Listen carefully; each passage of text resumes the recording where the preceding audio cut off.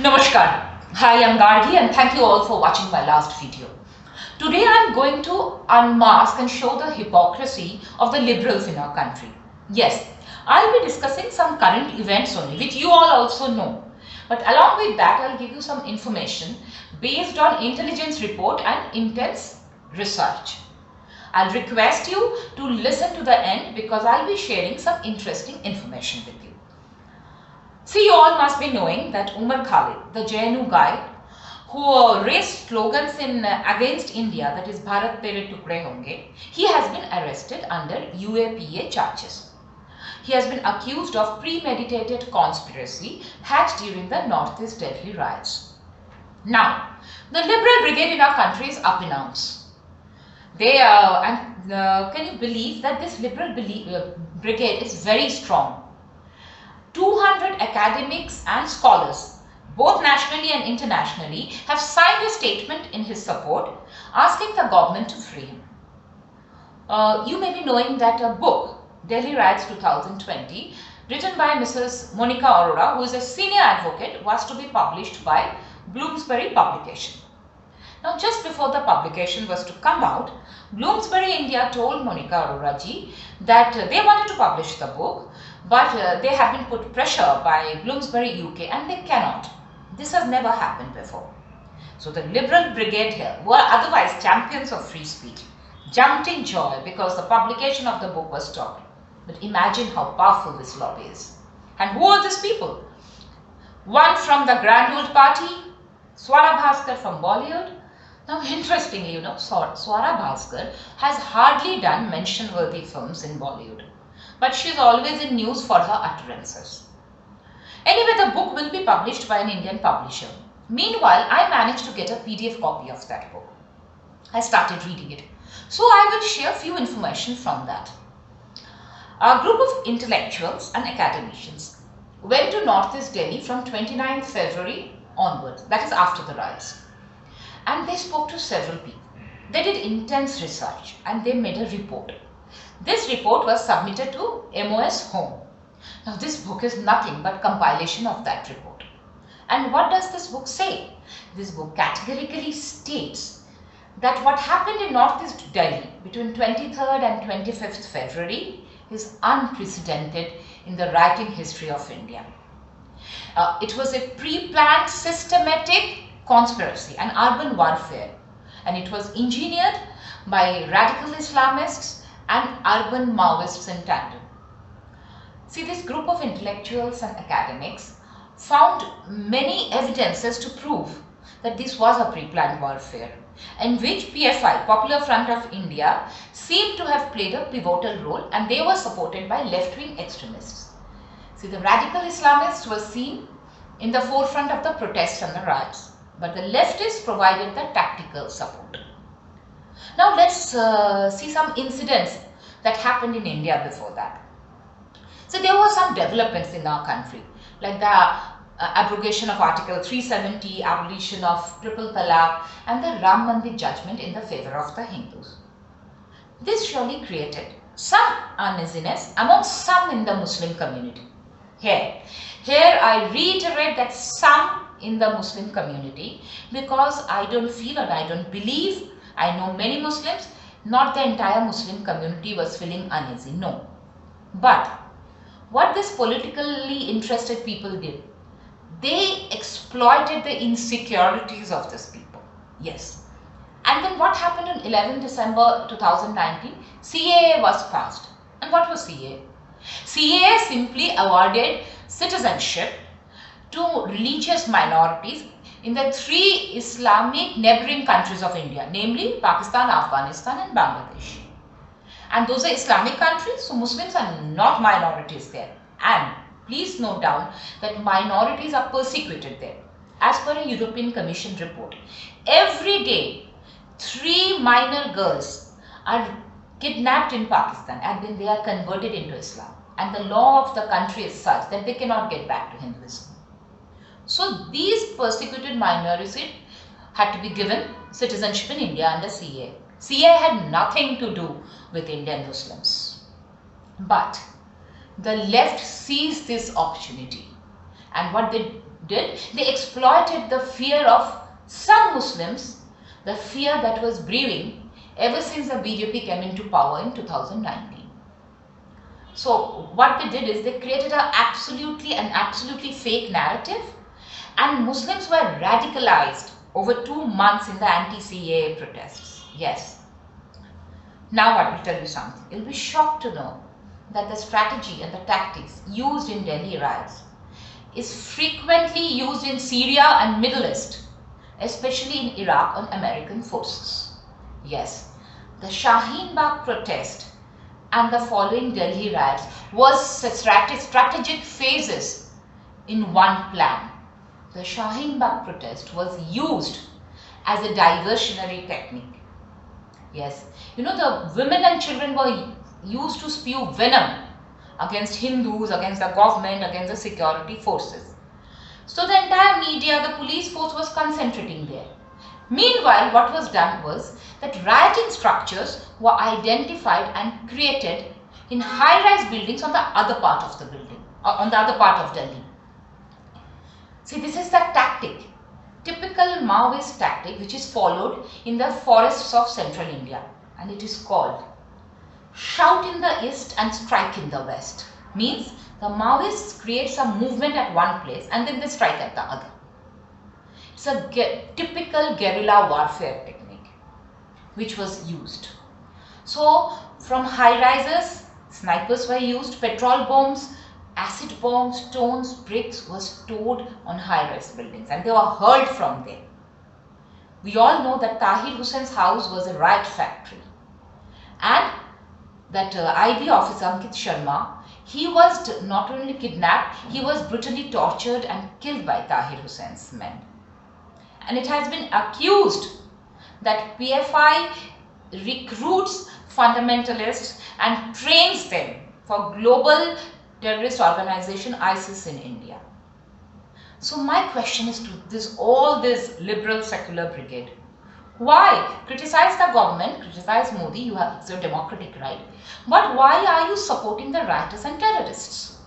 Now this liberal brigade, a big section of them, get paid or get some benefits from some sources in India or outside. But there is a huge section in the society who are not getting paid or benefited, but they think that these people are intellectuals and it is fashionable or intellectual to emulate these liberals. So they follow them without even understanding and without having the full knowledge of things. Now, next I'll come to the Liberal Brigade in Bollywood. See, let me tell you, Bollywood is a huge industry and there are greatly talented people working there. Very talented people, right-thinking people work there. But most of those right-thinking people are not vocal. They do not talk. So a handful few who talk are those liberals. And they try to show to the world that they are representing the entire Bollywood, which is not. I mean, one Anurag Kashyap, one Swara Bhaskar, or a few others do not represent the entire Bollywood. So I'll again talk about intelligence reports. But before I do that, I'll talk about a few recent incidents. You all have seen that when Riya Chakraborty was arrested, this Liberal Brigade in Bollywood was up in arms. They were shouting that this is patriarchy, smash the patriarchy. What is patriarchal? What is patriarchal about arresting a drug consumer and a drug peddler? See, drug consuming and procuring is a crime in our country. And there is no such rule that a woman cannot be accused of that. But on the contrary, they did not say anything, or rather, they were happy when another woman was attacked by the entire state machinery. Yes. Yes, I'm talking about Kangana Ranaut. Now let me tell at the outset that I do not endorse, I do not agree with Kangana's remark that Mumbai has become POK. No, I don't agree. Neither did I agree then. But she could have been criticized. But that does not mean a parliamentarian will stoop below all civility and abuse her in filthy language, which was done. Kangana was threatened with physical violence, her house was demolished, but the Liberal Brigade of Bollywood remained silent. And there were other supportive of the state government for doing so. Now when the drug charts are out, They are crying, oh, infringement of privacy, private chats. Mind. Yes, Supreme Court did say that right to privacy is a fundamental right, yes. But it also said, it also added that right to privacy is a fundamental right but not absolute.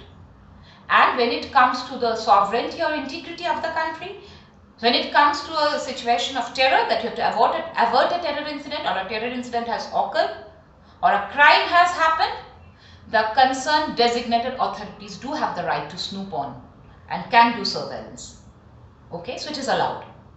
Now, I'll talk about the superstar of Bollywood. He's a great actor, and myself have been a great admirer of his acting.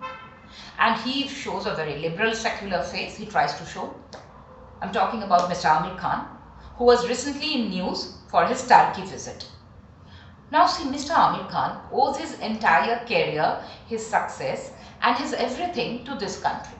But just a few years back, he said that he doesn't feel secure in this country. At that point of time, he was the brand ambassador for Incredible India. Now what has happened in all these few years? So many years have passed after that, nothing has happened to him, right? He had a great show called Satyameva Jayate. It was an interesting show. He exposed many evils of the society. He showed many Hindu rituals. Okay, good, fair enough. But he was selective. He did not dare to show the regressive practices of nikah halala, triple talaq, or female genital mutilation, which is very common among Dawoodi Bohri Muslims. This is a barbaric practice, and young little girls of 4 and 5 year olds are subjected to female genital mutilation. If you have not heard about it, kindly Google and find out what is it all about. Now I'll talk about his Turkey visit. He went for a shooting in Turkey. Okay, you can go. But he sent a request to the President Erdogan's wife, met her and employed PR machinery to publicize it. Why? Why? Now let me tell you, as per intelligence report, Turkey's tentacles in India goes deeper than thought.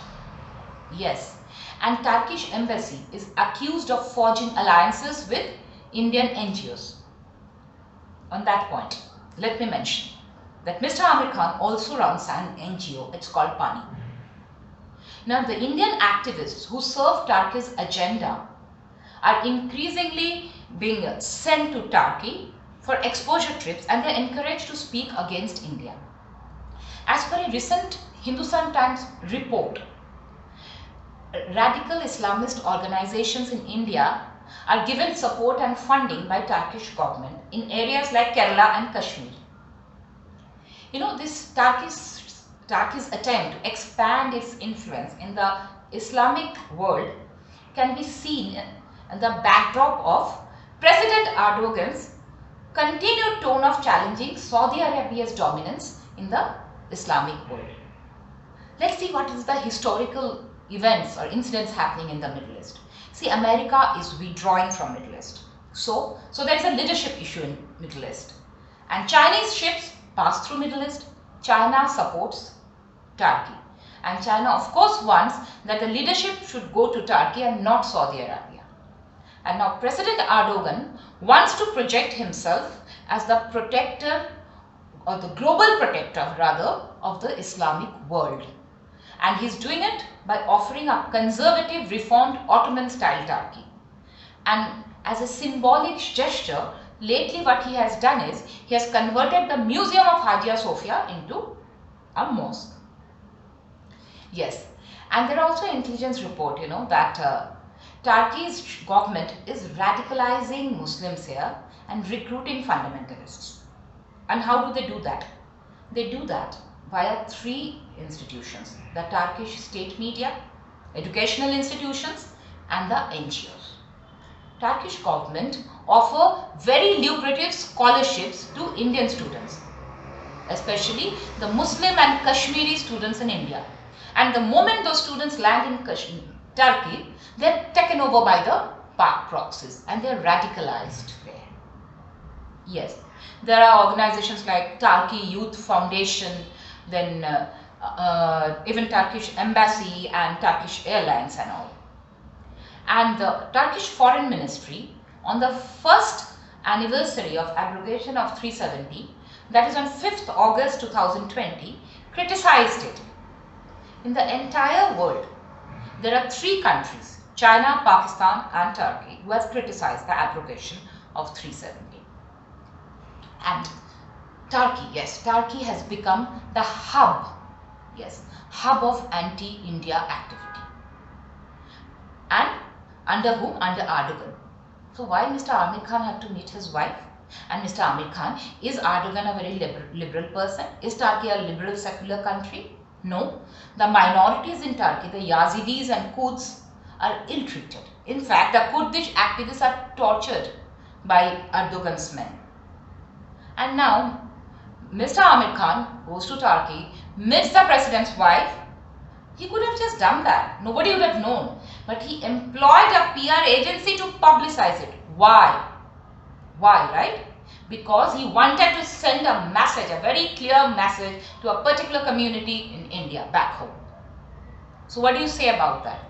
Yes, Mr. Amir Khan, you are a great actor. Nobody can take it away from you. But you are a very ungrateful person, because you are ungrateful to the motherland which has given you everything. Your name, your fame, your success, money, everything. And you may be a great actor, but you're a greater hypocrite. And then, before I finish, I had to talk about another group of liberals. And this is from my native, that is from Kolkata or from West Bengal, yes. That's the urban, educated, middle class Bengalis. And there's a section of it which are very liberal and secular. Okay. See, last 9 years, what's happening in West Bengal is absolute appeasement politics. Okay, that is on the political level.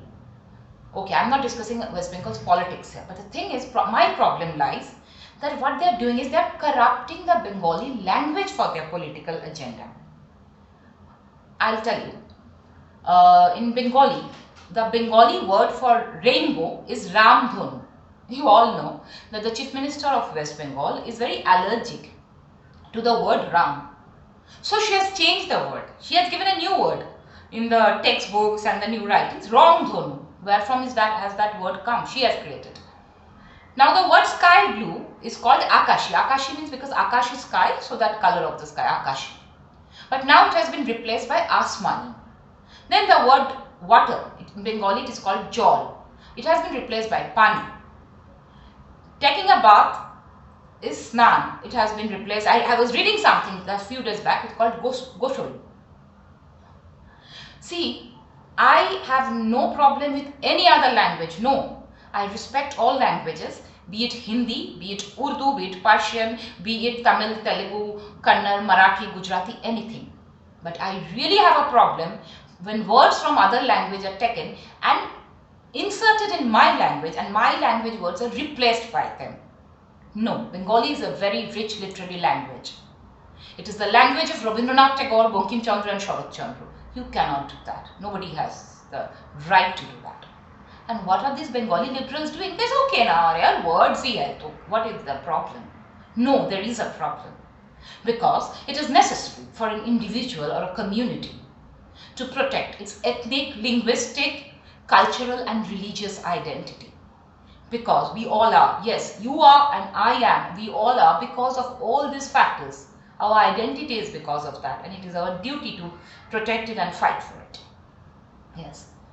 So, since I cannot go to West Bengal, I cannot go to many places to fight, I thought I'll share this information with you people, and I will unmask the hypocrisy of the Liberal Brigade in our country, whose favorite pastime is of course bashing Modi. Do it.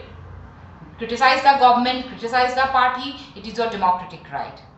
But when you support rioters, terrorists, drug consumers and drug peddlers, it really shows who you are and it unmasks the people. That's what I wanted to share with you all today. I hope I have been able to share, and I'll come back with my next video with something more interesting. And till then, thank you. Please like, share, comment and subscribe to my channel. Bye and see you again.